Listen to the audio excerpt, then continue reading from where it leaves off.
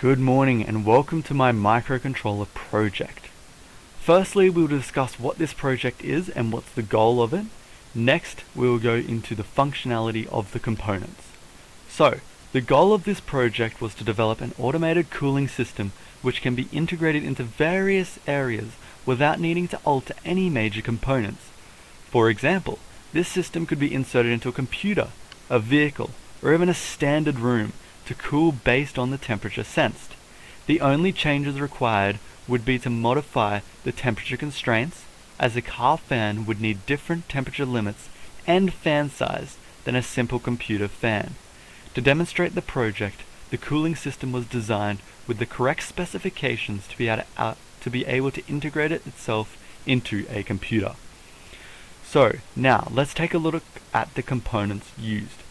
Firstly, there's a switch here, which we used as a button, as it made more logical sense to use a reset button than a reset switch. And of course, the functionality of this button is the reset button.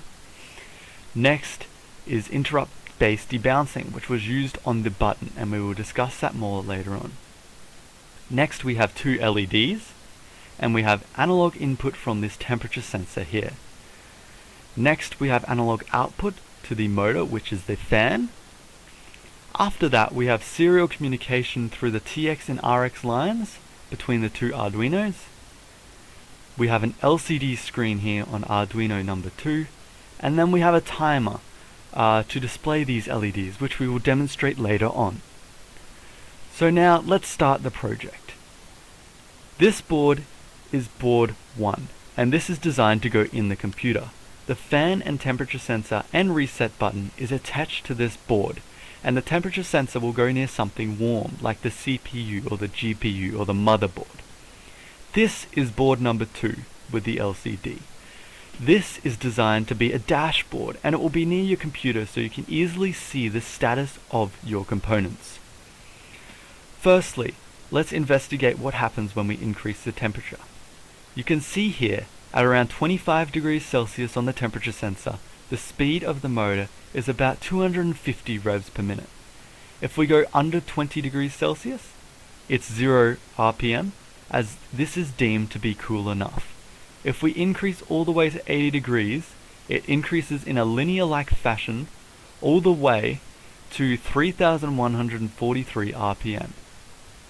Now, let's go back to the start and see what happens to the LCD. At 20 to 40 degrees Celsius, the fan speed is low and it's all okay.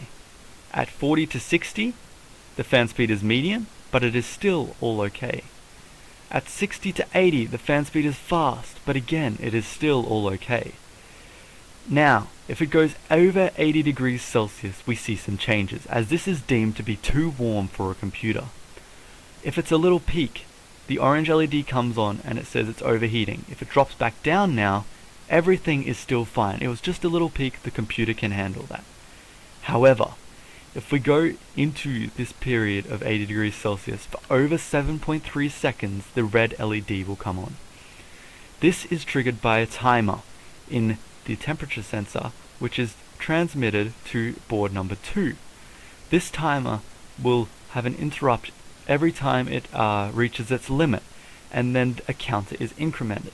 Therefore, this 7.3 seconds to turn this red LED on can be changed, but it was deemed that around 7 seconds is dangerous enough for a computer at this high temperature to start having some problems.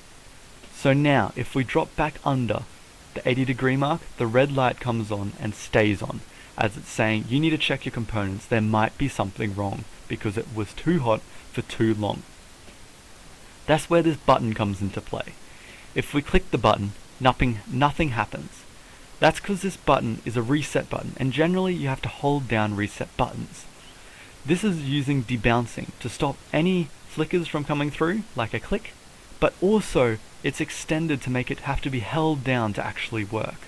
So as we hold it down and let go, you can see the red LED turns off and it's back to all okay.